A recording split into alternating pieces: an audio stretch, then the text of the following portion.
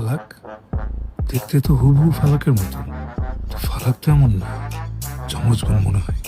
ফালাকের যমজ বোন আছে, সেটা তোমাকে আগে বলে নাই? মা তোমার নাম কি? ফালাক।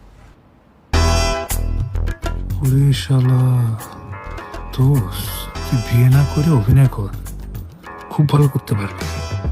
আচ্ছা, একটা বিষয় কথায় আছে না যে নিজেদের ঢোল নিজেদের পিটাতে নেই।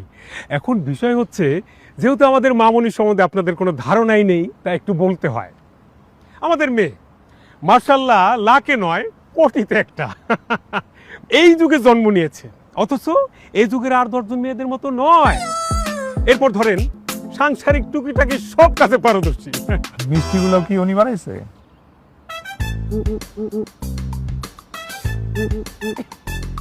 মিষ্টি, হ্যাঁ মিষ্টিও সে বানাতে পারে, তবে এই মিষ্টিটা তাকে দিয়ে বানানো হয় নাই।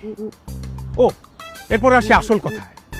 মনে করেন পড়াশোনা, ওরে বাপরে বাপ, জীবনে তো কোনোদিন সেকেন্ডই হয় নাই, কলেজের কেউ তো ওর সাথে পারেই না।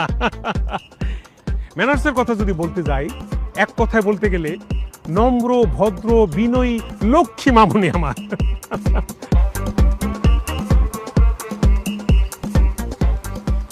যা বলতেছে সব মিথ্যা কথা।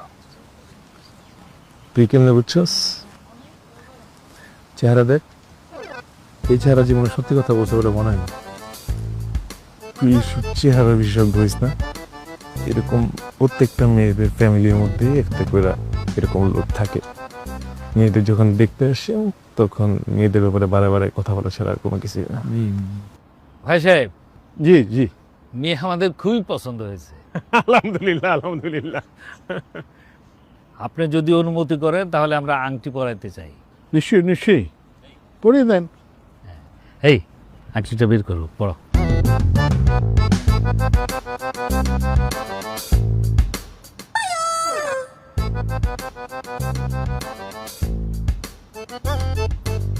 ভাই সাহেব, রঞ্জু তো অল্প কয়েকদিনের ছুটি নিয়ে আসছে, আমরা চাইছি যে যত তাড়াতাড়ি সম্ভব ওর সঙ্গে বিয়েটা করাতে। অবশ্যই, আমরা নিজেদের মধ্যে আলাপ আলোচনা করে একটা বিয়ের দিন তারিখ ঠিক করে ফেলবো, সমস্যা নেই। না, আমরা চাচ্ছি টাইম নষ্ট না করে 2-1 দিনের মধ্যে বিয়েটা হয়ে যায়। মানে এত তাড়াতাড়ি কি বিয়ের আয়োজন করা সম্ভব? একটু বেশি তাড়াতাড়ি হয়ে যাবে না? হ্যাঁ তাই তো। বিয়েটা হোক, ও তো আবার আসবে, তখন আমরা বড় করে একটা আয়োজন করলাম। বুঝতে পারছি, মানে আপনারা বিয়ের প্রিপারেশন নিয়ে এসেছেন। বলতে পারেন। তাহলে একটা কাজ করেন, আজকে রাত্রে আপনারা আমাদের বাড়িতে থেকে যান গেস্ট হিসেবে। কাল তো শুক্রবার,